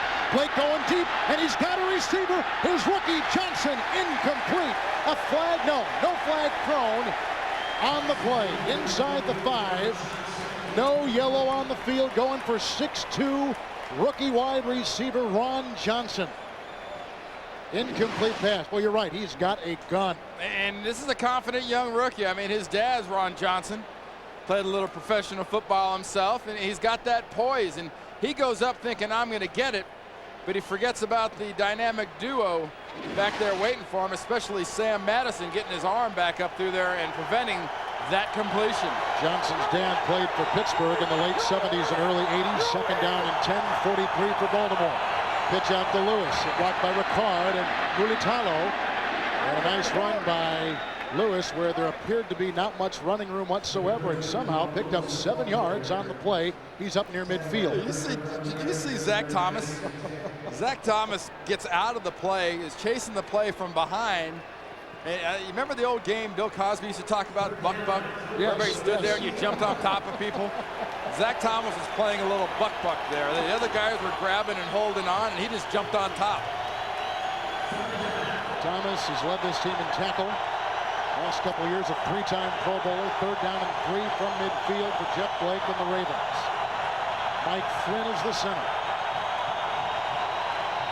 Quick throw, dropped for the 4th time today by Travis Taylor.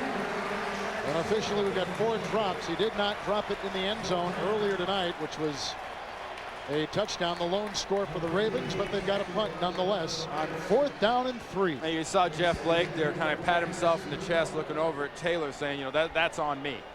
I mean, I should have put that in an easier spot. That ball was awfully low for Taylor to get down there and dig it out. Dedrick Ward deep back. Issei will snap to Zastudol.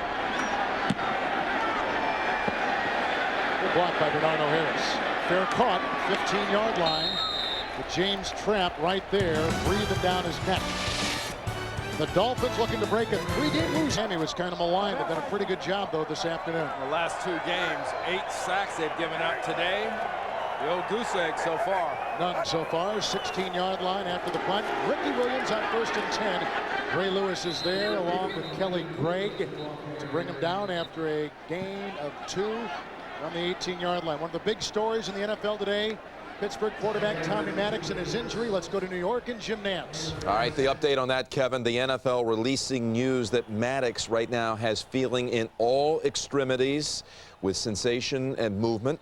And he's alert, awake. His family is with him at Baptist Hospital in Nashville. He will be kept at least overnight for observation, but a positive update on Maddox at the moment. Let's go back to you.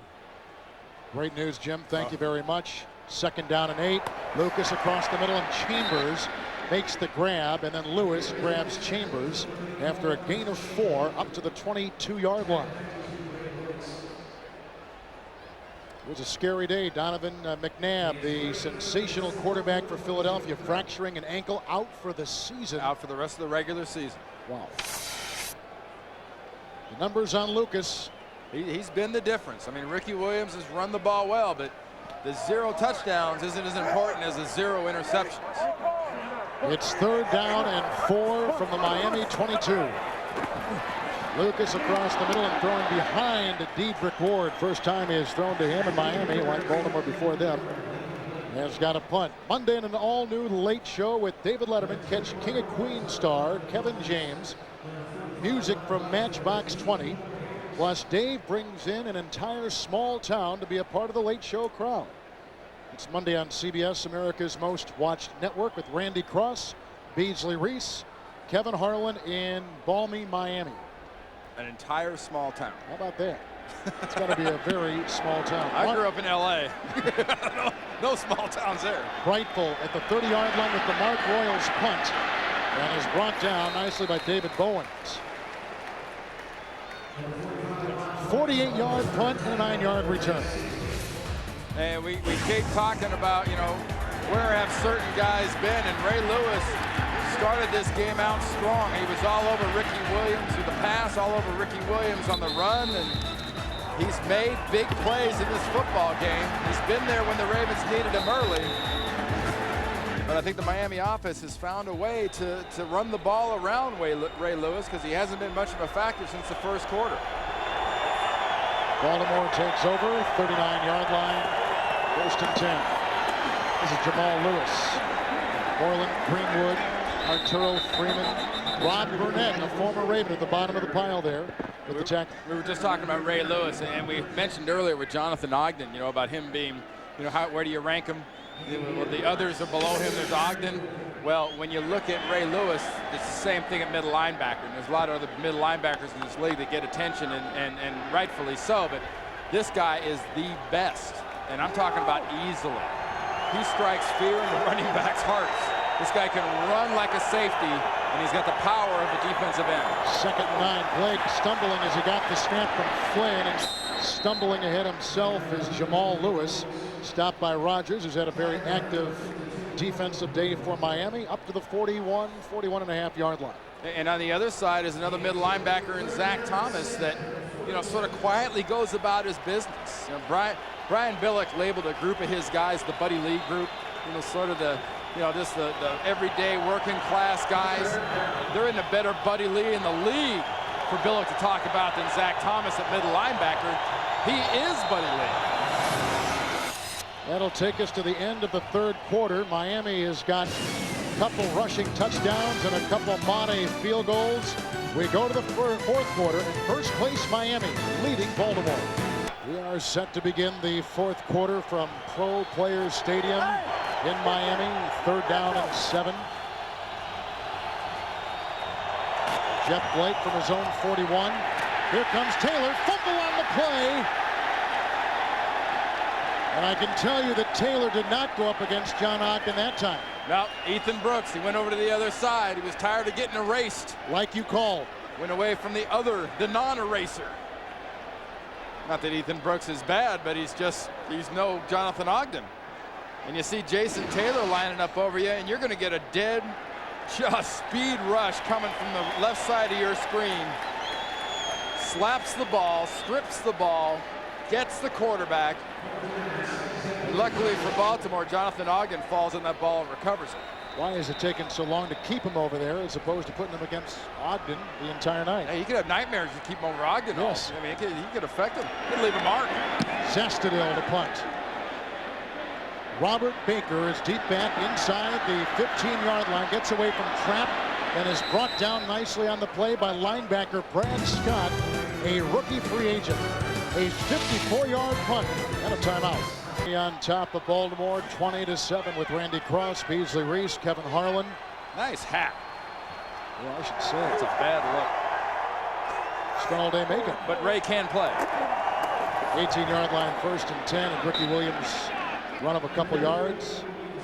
2nd down and 8 coming up. Tonight on CBS, don't miss the riveting conclusion of Master Spy when Robert Hansen takes even greater risks. And an unbelievable chain of events finally blows his cover. Oscar winner William Hurt stars in this world premiere movie, Master Spy, the Robert Hansen story. That's tonight on CBS. Well, Robert Hansen might have taken too many risks, and they eventually caught the Master Spy. But Ray Lucas, unlike the last few weeks, has taken very few risks and been very, very efficient, just like this whole offense. 2nd down, 8 from the 20. Lucas rifles the pitch to the side. McKnight got his hands on it and lassos the pass. The better catches we've seen. Bulware and Porter were over there. He's near a 1st down at about the 28-yard line. I want to tell you, Robert Ford is the wide receiver coach here. I talked about Chris Carter having an influence. Robert Ford must do a wonderful job of coaching these young receivers around the perimeters. We saw Chambers make a nice one tonight and 3 beautiful catches last week. And right there, McKnight goes out and gets another one of those beautiful perimeter catches. 3rd down and 1. 5th time it's been like that tonight. That's not the 5th time that Ray Lucas, the Miami quarterback, has taken it himself. I like that word you use talking about Miami's offense. Efficient. It's not pretty. You know, you've seen the decision-making process of Ray Lucas be very solid. You've seen the running game of Ricky Williams be very solid. You've seen Dave Wanstad's offensive line be extremely solid. And you've seen the defense of Miami stuff the running game of Baltimore. Very efficient. 29-yard line, 1st down and 10. Ricky Williams sent up the middle and plows his way for a couple. Not much there. Bulware on top of him with the tackle. It's a gain of 4 up to the 32. Ricky Williams has not reached 100 yards rushing in 4 games. He's at 71 right now. And they're running right at Ray Lewis in the heart of that Baltimore defense. You know, and Ray Lewis is in there after a few weeks off, and he is the best middle linebacker in the game of football, but no single player on our defense can do it all. He can inspire, and he's been fired up, but he needs help. 2nd down, 6 from the 33. Outside they go. Conrad met by Hartwell and brought down. When Lewis was out, there's a late hit flag. I think that's going to be against Miami, for the Miami players flying past and over those defenders of Baltimore, because those guys weren't late. Wow, they were? Am I going to believe them or my lying eyes? Stick with your instincts. Personal foul, unnecessary roughness, 58 defense. 15-yard penalty, 1st down.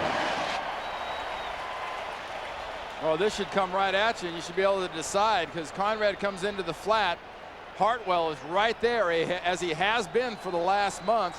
Ray Lewis is right there, as he has been for the last month, and Bower is behind. They call him for pushing Chambers from behind, 84. If this was basketball, which you do a little bit of, I'd call that a ticky-tack foul. Perhaps. But that guy goes flying over the pile out of control. I don't know. That's not pickup sticks or scotch, hopscotch. Nonetheless, 49, 1st and 10. Outside they go. McKnight brought down nicely by Bowler. You mentioned Ed Hartwell, some shoving after the play. You mentioned Hartwell, and he really was, with Lewis out for those 5 games. He was kind of a nice Lewis impersonator. Well, you know, Bernardo Harris came in and played for Ray Lewis. But Hartwell was making plays before Ray Lewis got hurt. And he made more plays after Ray Lewis got hurt. And he's one of the pluses to this defense. And this defense, whether it's Demps or Reed, it's full of pluses since Ray Lewis has been hurt. They found a lot about these young players. 2nd down, 9 from the 48. Ricky Williams brought down nicely by David Nugent. Was in the game, a gain of 5. Oh, Ray Lewis in there as well. And bad shoulder. Now Lewis is going to need some surgery after the season, regardless if he only plays tonight or plays the rest of the regular season. Yeah, and that's just the reality of the situation. It's not going to get per se that much worse, but on that particular play you just saw, Tim Ruddy, the center, did a great job of getting a hold of Ray Lewis and blocking him, something you didn't see happen very much before he got hurt. At the 43, 3rd down and 4, 5 of 13 on 3rd down tries tonight. Lucas outside, caught. McKnight! Oh, what a move on Demps! Chased by Reed and down inside the 5.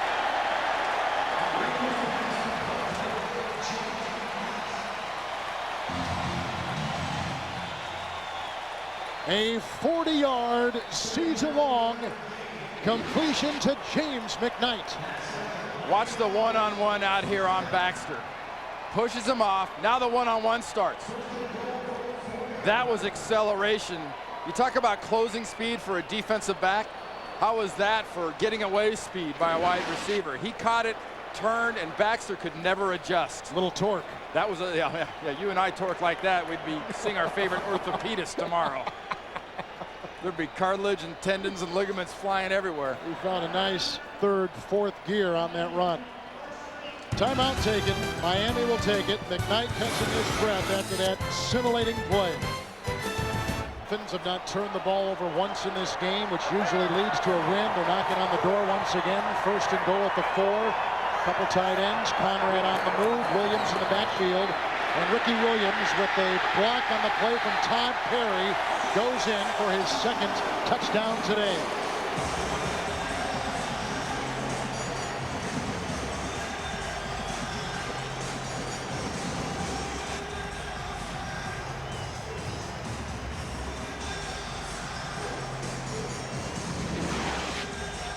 Ricky Williams on this play does something very, very simple. Follow your tight end and the blocking inside. Look at that nice job by Jed Weaver setting everything up for Ricky Williams. Good block by Weaver. Good block by Randy McMichael. Excellent pull by Perry. That's power offense right there. Miami's going to go for 2. It would be the efficient thing to do. They've done everything else efficiently. They've been pretty efficient on 2-point conversions this year as well, about 50%. More is better. Yep. Well, at least it gets him back on track to appear as though it's been a touchdown field game. Timeout, Baltimore. So Ricky Williams has 80 yards rushing. Ray Lucas has thrown for 221 yards. Not a single Miami turnover. And think of this, over the last 3 games, all Dolphin losses, Miami is minus 11. 12 turnovers, 1 takeaway. What was it, the last nine losses, 37? Yes. Turnovers, 1 takeaway. Says a lot about where this team is. Tonight on 60 Minutes, if it surprises you that the president would call Osama bin Laden an SOB, which he does, it will surprise you even more how candid he is about himself and the war on terrorism. That's tonight on 60 Minutes. A must-see edition. Buffalo has lost. They're 5-5. They lost by a point up in Kansas City. Dolphins are looking right in the eyes of a 6-4 record through 10 games. I think this is a little greedy going for 2 here, personally. Lucas on the 2-point try. Boulware hit him. Somehow, circus catch by Ricky Williams, who was flattened by Ray Lewis, who I think was a little bit perturbed that they were trying for 2 at this kind of a lead. Ray Lewis might have agreed with me. Why go for 2 there? Timeout. After 5 weeks off, it's pretty amazing this guy's been able to do the things he has tonight. Mares kickoff, yes. It's today into tonight. Brightful inside the 10. Chased by Hendricks, grabbed by Travis Minor. What a great special teams tackle at the 20.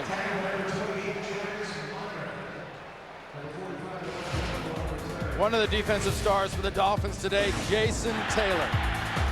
You know why he's been a star? Because when they run the ball, he's been aggressive. And Jim Bates, his coordinator, has gotten him over to the offensive right side of the Baltimore Ravens, away from Jonathan Ogden. And he has been a huge factor in Jeff Blake's lack of success. Because this defense has right now put a serious whooping on this Baltimore offense. At the 20-yard line, 1st and 10 for Jeff Blake. Out of Eastern Carolina, flips it off on the wing, caught by Chester Taylor. He's grabbed by a Goonlier and driven back. A loss of about a half yard, maybe a full yard on the play. And he is an excited player, a Goonlier out of Indiana. Yeah, I'll mention it again. This defense got hammered by Baltimore last year, and they are playing like it's personal. It was in the playoffs, and it was a 20-3 Baltimore win. With over 200 yards rushing from the Ravens. But, you know, how good is Miami looking right now in the AFC East? You know, we already saw Buffalo lose earlier today. The Jets are in a dogfight with the Detroit. And New England's got a tough one in Oakland tonight. Well, you might say that. 2nd and 11 for number 11. Hit, brought down. Grabbed by Jay Williams and Rob Burnett. And Miami's defense continues to grab the Ravens' throat. Squeeze. 6 Miami sacks, a season high.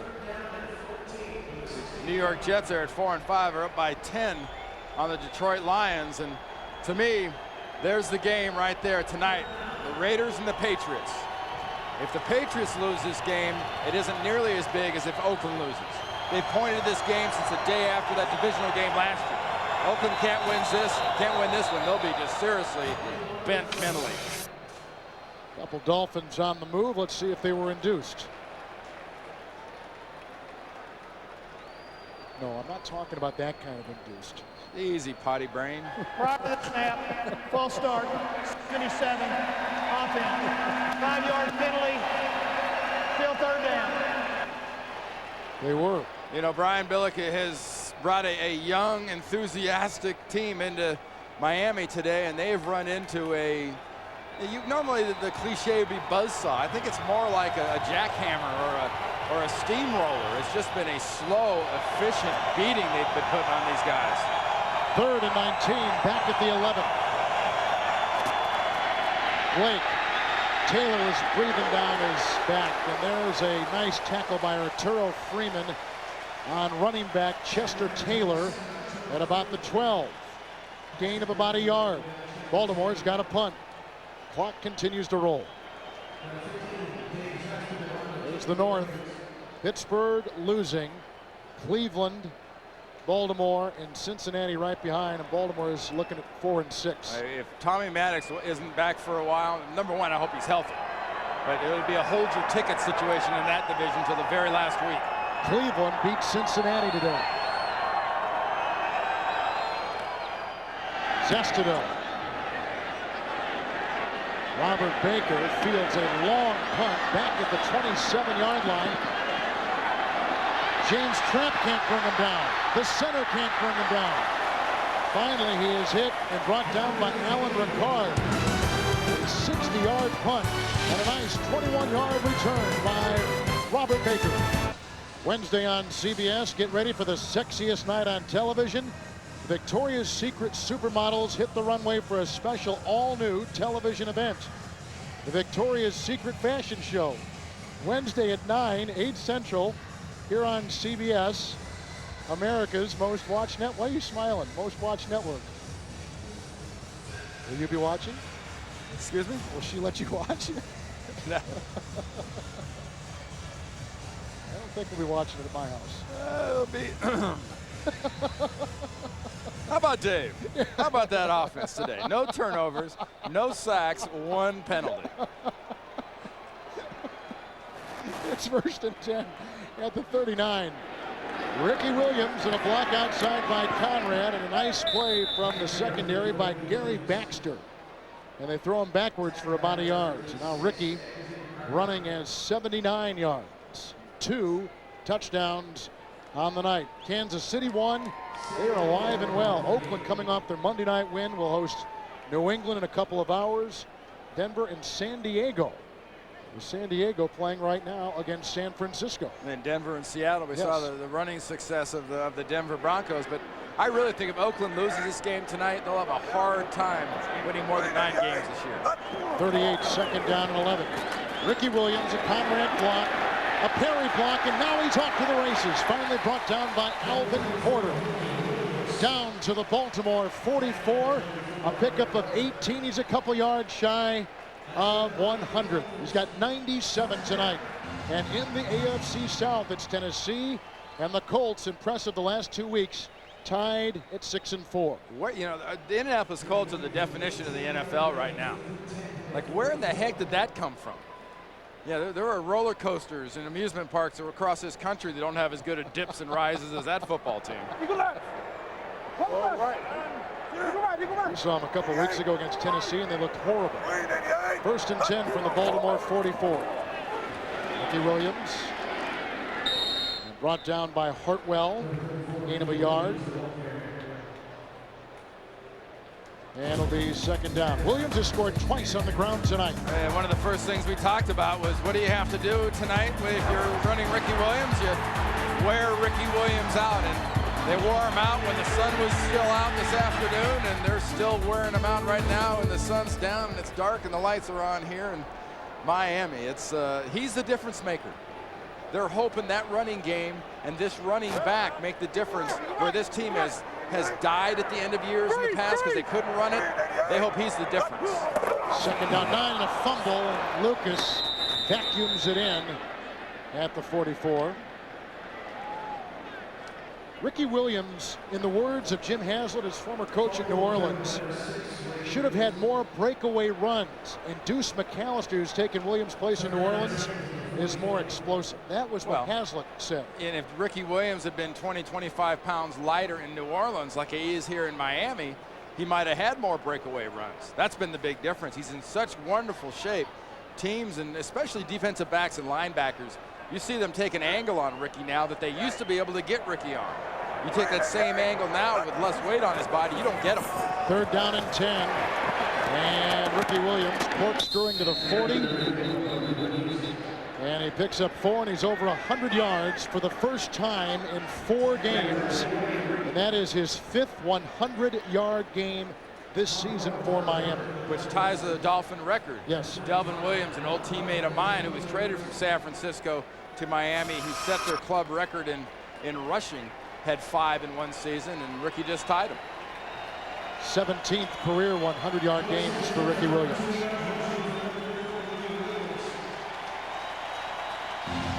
Just announced it here inside the stadium, and the appropriate applause.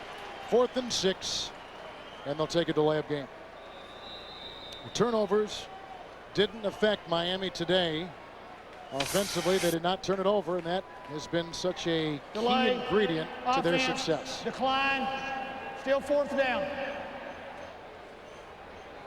You know, Walt Coleman, our referee, just heard him make that last announcement of the delay. He was the guy that called the tuck in that divisional game last year, New England and Oakland. That great game tonight. They got him about as geographically far away from Al Davis and the Raiders as they could get him, didn't they? Royals trying to plant it inside the 5. Batted in almost by McGarrahan. Former Packer just about volleyballed it back in. Well, Ricky Williams got things underway with the 2-yard touchdown run. Baltimore came back on 4th and 1 and a 28-yard touchdown pass to Travis Taylor. Then a 1-yard quarterback leap inside the end zone by Lucas. And then this 42-yard field goal by Monty. After a certain 10 interception. Murray from 49 yards. And then Ricky Williams with his second touchdown run tonight. 4-yard blast, making it 26-7. They failed on a 2-point try. Blake fires a pass, and it's caught for the first time tonight by Javen Hunter, who is a rookie from Notre Dame. It's a gain of 7, and he is up to the 27-28-yard line. Well, realistically, this Baltimore Raven team ought to probably throw a parade for itself if it can get near 500 for the year. That's what they've undergone this season. Blake being chased by Jay Williams, throws a wobbly pass, which is hauled in by the other rookie receiver, Ron Johnson. That's a gain of 5 and a first down. Tonight on 60 Minutes, if it surprises you that the president would call Osama bin Laden an SOB, which he does, it'll surprise you even more how candid he is about himself and the war on terrorism. It's tonight on 60 Minutes. Then it's 60 Minutes of comedy with Becker and Everybody Loves Raymond, followed by the riveting conclusion of Master Spy, the Robert Hansen story. It's all tonight.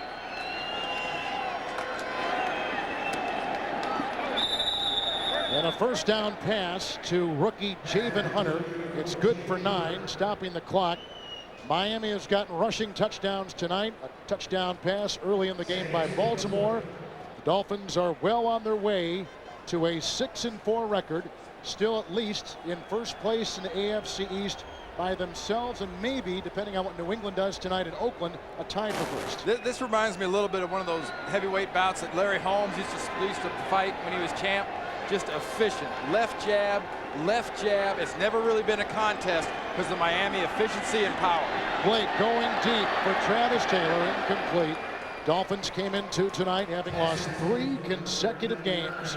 Baltimore shocking about everybody in football with a 4-5 record. This was a team which wasn't picked to win 4 games the entire season, let alone at the halfway mark have 4 wins for Coach Brian Billick, the Super Bowl coach from 2000. And if you're a Dolphins fan, you're absolutely ecstatic by what you saw out of Ray Lucas. You know, Dave Wanstad told us that Jay Fiedler won't be back, really be able to throw a ball probably until around December 8th in that game.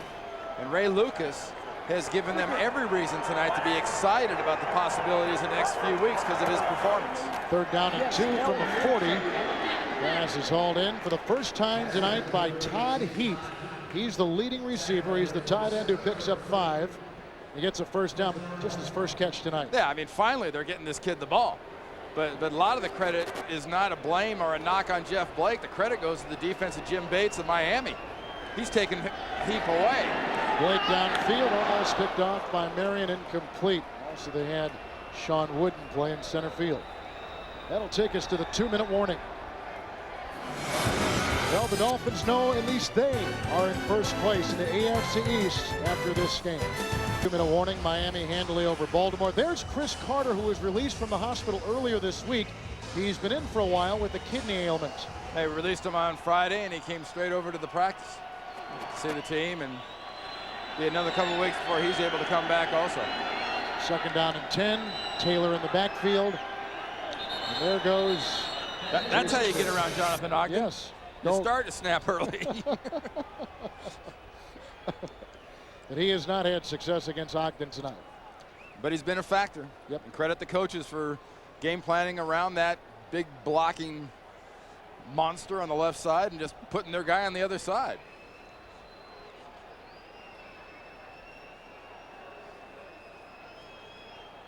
Prior to the snap, false start, 77, offense.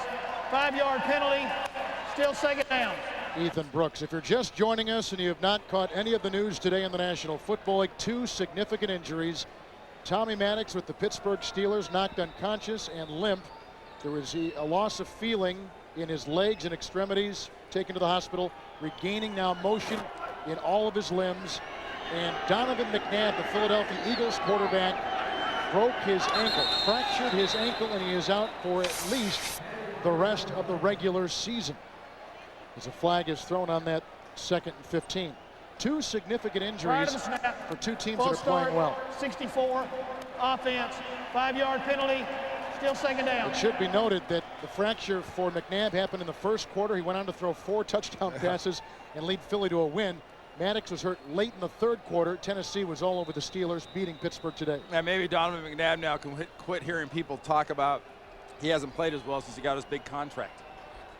Played a complete game with a broken ankle and threw 4 touchdowns. It's pretty unbelievable. Blake downfield, incomplete. Looking for wide receiver Ron Johnson. That was a high pass. So let's give Miami the win tonight. And they go to 6-4, and as we sit right now alone in first place atop the East, Buffalo loses in Kansas City. The Jets are beating Detroit as we speak. New England has a date in Oakland in about an hour and a half. And New England's got to find a way. Bill Belichick has to find a way to start playing a lot better defense. Because Chicago moved the ball well on them. Yes. Granted, Brady made a great comeback, that 21-point deficit, and they won that game 33-30, but their defense has been a problem the last week or two. It's 3rd down and 20. He's hit, and a flag is thrown, and he is sacked. Jason Taylor was in there. Agunlie was in there for Miami. 7 sacks. Blake is slow to get up, and a flag is on the play. And a hold against Baltimore. You know the saying about having a little fun at somebody else's expense? Holding, 75, offense, penalties decline, 4th down. And you know it's going bad for Brian Billick when Jonathan Ogden gets a holding penalty. So we'll give Baltimore the loss tonight. They go to 4-6. Cleveland wins, Pittsburgh loses, Cincinnati loses, and that will be the look of the AFC North on this Sunday night. The huge thing to pay attention to is that division record of Pittsburgh's. 4-0. You finish the year, you know, I don't know what, 9, 7, 6-1 yeah, or whatnot. okay, The division record if somebody's close to you in that half game, they're just monumental. It's 4th and 28. Downfield, he's got a receiver, but out of bounds was receiver Ron Johnson. And that'll be it. Miami will get it on downs. And they will, in all likelihood, run out the clock and tuck this win away. Brian Billick dealing with the young roster, as young a roster that has ever started in NFL season. Patience. I keep mentioning the word, you know, efficient for Miami. Patience is the key word for Brian Billick and Ray Lewis and the Baltimore organization. They've got to be patient right now with the football team they have. Next year, they have about $20 million under the cap the way they figure it. They can go back out. They can maybe spend some money not only on their own guys to tie them up, but also on some free agents. They can start addressing weaknesses again instead of playing from a position of weakness. Ray Lucas throws for 221 yards, and Ricky Williams rushes for 102. The executive producers of the NFL on CBS, Sean McManus and Tony Petitti, the coordinating director, Larry Cavallina. Today's game produced by Bob Dekas and directed by Steve Milton. Senior producer of the NFL Today, Eric Mann. The director, Bob Matino. The coordinating producer of CBS Sports, Harold Bryant. The associate director of today's game, Ross Schneiderman. Ross, great job. Thank you for joining us. The broadcast associates, Jonathan Siegel and Jason Headings. Great job by them as always. And Rick Godwin is our technical manager. Our statistician today, the movable Pat McGrath. So, an interesting day in the National Football League. An interesting game coming up tonight across the country. Baltimore will head back and they will play Tennessee next week, then at Cincinnati, and they'll host New Orleans. Miami next week here will host San Diego. That should be a very important game. And San Diego and Marty Schottenheimer have got to get back sort of on a roll, because Jason Taylor and this Miami Dolphin defense are on that roll. They held Baltimore to a season low 157 total yards today.